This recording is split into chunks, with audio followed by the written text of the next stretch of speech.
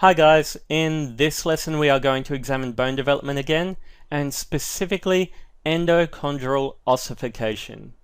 This method is going to be used for the vast majority of bones in your body, and with the clavicle as an exception, it will be used for all bones below your skull.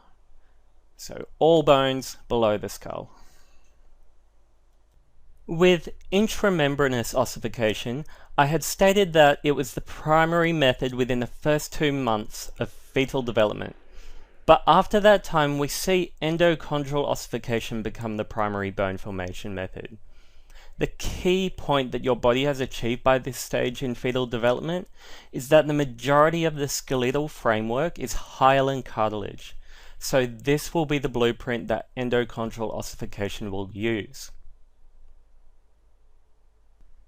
Now that we know those key factors that endochondral ossification needs, let's take a step-by-step look at what's actually happening in the process.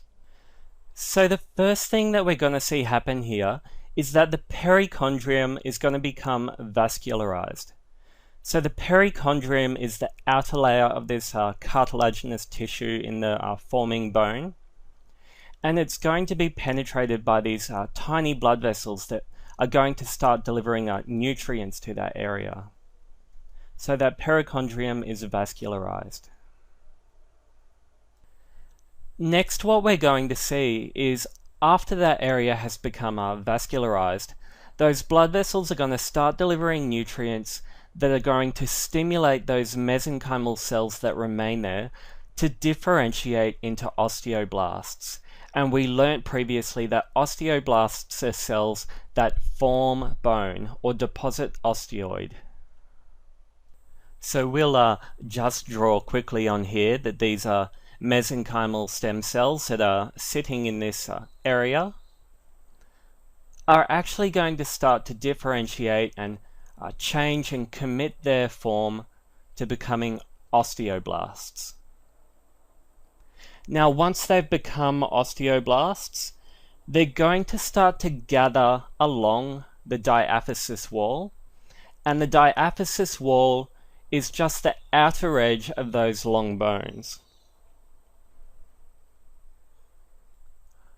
Once again, we'll just draw that up here so we can get an idea of what's actually going on. So they're gathering at the diaphysis wall to form a bone collar. So these osteoblasts we can see gathering here along that wall are going to start depositing osteoid and forming a bone collar.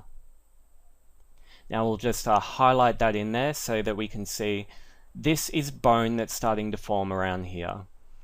And it's going to go all the way around that diaphysis. We'll just point out as well that this central point here that this whole process has started from is actually called the primary ossification center. So the primary ossification center is going to be our starting point for endochondral ossification. And the last thing we'll point out before we move on to our next step is that all of this central blue area is currently hyaline cartilage. In this second phase of endochondral ossification, what we are going to see is that the formation of the bone collar will cause chondrocytes that remain within that central cavity to enlarge and send a signal to the surrounding cartilage to calcify. Now, chondrocytes are just those cells that were responsible for building the initial hyaline blueprint. What this calcification is going to cause is an impermeability toward the inner portion of that developing bone. Due to the cells remaining in that area no longer receiving the nutrients they need for survival. Now, when those nutrients can no longer come in, what it's going to cause is cell death of those cells in that area. So we'll just draw that here. Nutrients are trying to go in, but they can no longer diffuse through that area. Once the cells have died and that matrix begins to deteriorate, a central clearing will start to form. So I'll just draw that on here, the central clearing. So we can see just in here. But if we think about it, when hyaline cartilage is deteriorating and a cavity is forming, how will the structure be supported? This is when we have to remember that a bone collar has already formed around the outer edge of that diaphysis, so it's supported by bone already, and we'll just show that here. While this is all occurring at that primary ossification center, there are still going to be healthy chondrocytes further toward the distal ends of the bone that are still producing cartilage matrix and are in charge of elongating that structure, as I'll just show here. So the bone is still getting longer with the deposition of more cartilage. Now, if we move on to the next step, the first thing we are going to see is that there is a new structure appearing in the middle of the bone. This structure is called a periosteal bud, and it will be in charge of directing new bone growth from here. So I've got written here that this periosteal bud will invade that cavity, and it's going to cause the formation of spongy bone. And the reason it does that is because that periosteal bud that's going into that central area consists of an artery, vein, lymphatics, nerves, and it's also going to deliver osteogenic cells. So it consists of all those different vessel types, and we'll just write that all here as well. So this is the periosteal bud is developing from here. So when I say that it's going to be delivering osteogenic cells, what I mean is it's going to be delivering cells that are involved in either the building or degrading of bone tissue or bone matrix. So osteoblasts or osteoclasts. Now clasts are in charge of degrading and blasts are in charge of building. So we'll write that down here quickly and then I'll show you on the illustration. So if we want to remove that cartilage matrix, but at the same time be building that new spongy bone, this is how we're going to go about it. Okay, we've got that all written up. Let's have a look at where it's actually occurring. So we've got these osteoclasts that are going to be positioned where the cartilage ends. And it's going to be degrading that cartilage matrix tissue, so there's room for new bone to be grown in there. So that one's our clast cell. Now we've got these osteoblasts all through this central kind of cavity area now, building and depositing new spongy bone matrix. So that's building, and that's blast cells. The last step that we're going to notice here is that this bone is still elongating. So we have those chondrocytes still depositing new cartilage further up towards those epiphyses. So it's elongating still. And we'll just draw arrows in that direction here to show where it's being elongated. And now when we move on to the next phase, we're going to see a few more differences again. This central cavity we can see now is almost completely spongy bone. So the primary ossification center is going to continue to enlarge. Just drawing that up here quickly as well, that primary ossification center is enlarging. Earlier on, we had the osteoclasts degrading that cartilage matrix so that new room for spongy bone could be made. But now they have another role as well. They're going to start degrading the most central portion of our spongy bone so that the early stages of the medullary cavity can be developed. And we'll show that here. So we have these osteoclasts that are degrading and breaking down this central portion of spongy bone now that were deposited earlier by the osteoblasts. Just writing here now that that's where the medullary cavity will start to be formed.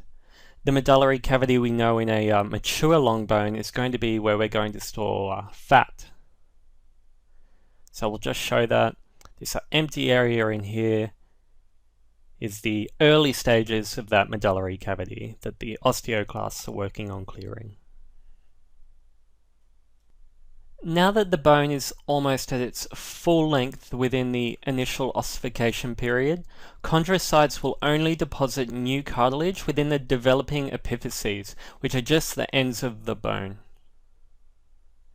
So we can see on here that cartilage is only being deposited up within this area now in the epiphyses.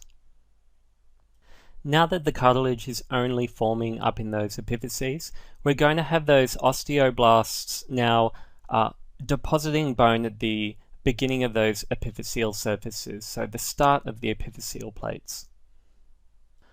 Just drawing that now, we've got a bony deposition here at those epiphyses.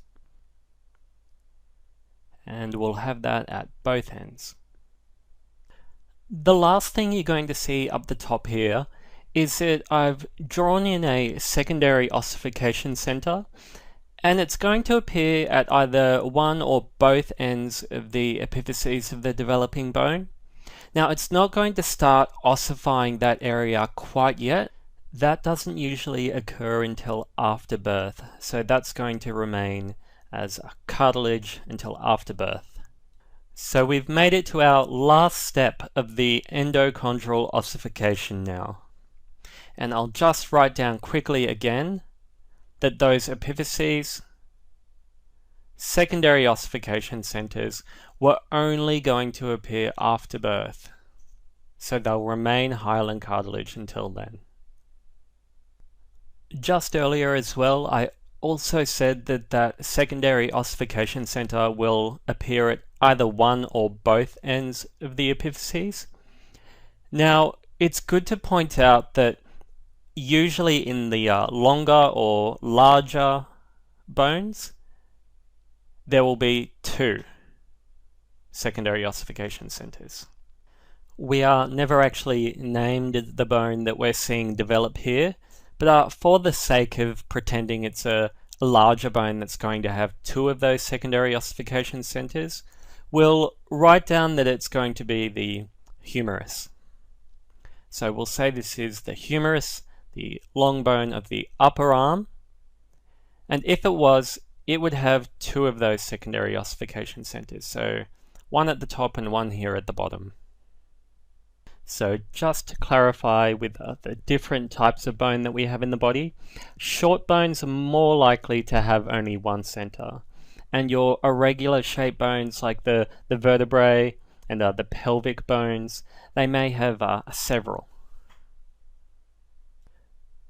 So if we were examining the bone development after birth now, we would only see cartilage remaining on the surfaces of the bone and at the epiphyseal plates.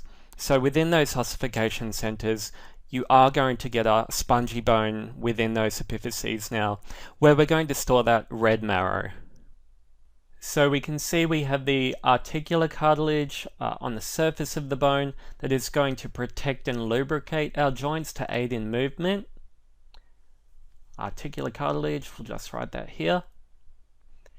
And we can also see that we've got the cartilage within the epiphyses, so around here. So the top and bottom epiphyses. And they're going to play an important role in growth that we will discuss in another video. Now this is all the steps of endochondral ossification, guys. Once again, I hope it was helpful, and thanks for watching.